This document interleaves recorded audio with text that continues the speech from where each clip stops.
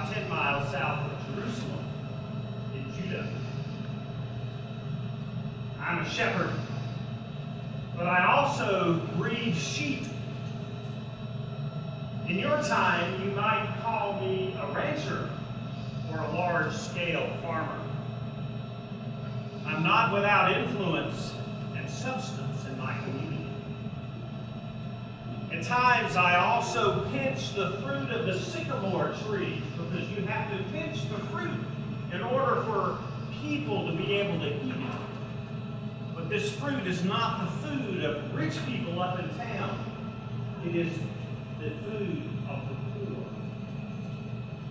Some call me a prophet, but that's not what I'm meant to be. It's what God called me to be, and that call was like the roar of a lion. It was terrifying.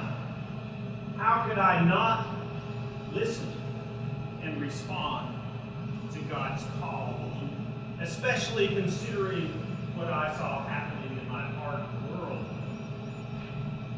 I lived in a time when Israel was booming.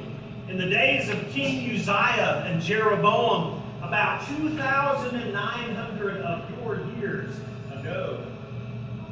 Life then was really good, at least if you were among the well-to-do or with those who held power. All of Israel's enemies were weak at that time, and Israel was strong. Because of that strength, there was peace and calm and prosperity. Business in the city was booming. The business of worship and religion was booming too. Offerings came in like mountains, and people came to the worship and all the festivals.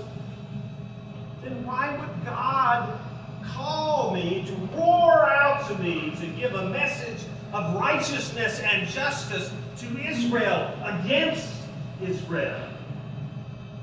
Why would God want me to roar out at Israel such a message of judgment?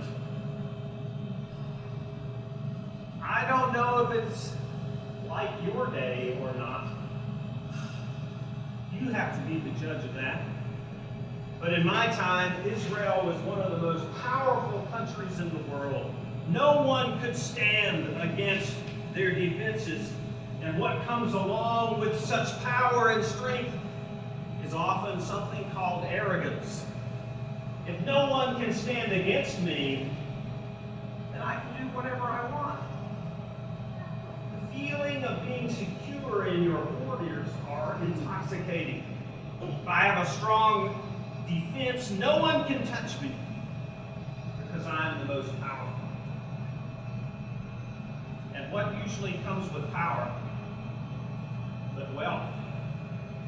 Israel was a wealthy country, and its leaders, as well as all who bought into that sense of power, prospered greatly.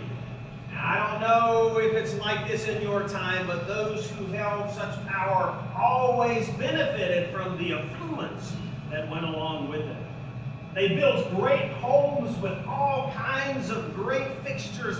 Business was terrific. They ate gourmet food, had wonderful parties. Things were wonderful and only getting better all the time. Even the synagogues, life was grand there. The sanctuaries were full. People were giving their offerings. Sacrifices were many. The music was unbelievable. Power and affluence saturated our religion as well. So what could be wrong with that? Why would God be upset? You see what can happen when one has plenty of power and security and affluence. That has happened so many times in so many places in the world over the years. Those things are what become the gods. Power, affluence, security. All time and effort and worship supports those things, even in religion. And what goes by the wayside? What happened is in Israel was that when so many rise in power and affluence, there are just as many or maybe even more that do not. Maybe that's just the way it is with fallen human beings when they become powerful. I don't know. But Israel was becoming exactly what God and Israel's people rallied against in their history. Israel was ignoring in all of the affluence those who were left behind who did not have that. They were becoming more and more invisible and less valuable. Religion doesn't mean much when its worship and service is mostly about itself and keeping the belly full and purses filled at the expense of those of its own who do not have such success. God wasn't happy. And as you might expect, I was not all that popular and got run out of a few towns. What God wanted me to say was not calm, was not peaceful, nor was it prosperous for those who needed to hear it. It may interest you to know that my name, Amos, if it is translated into your language, means burden. God placed upon me a burden to go to the people of Israel and take them to task for what they had done in their country and to their people. Perhaps the question today for you is, what burden is God placing upon your heart today? And how should you respond?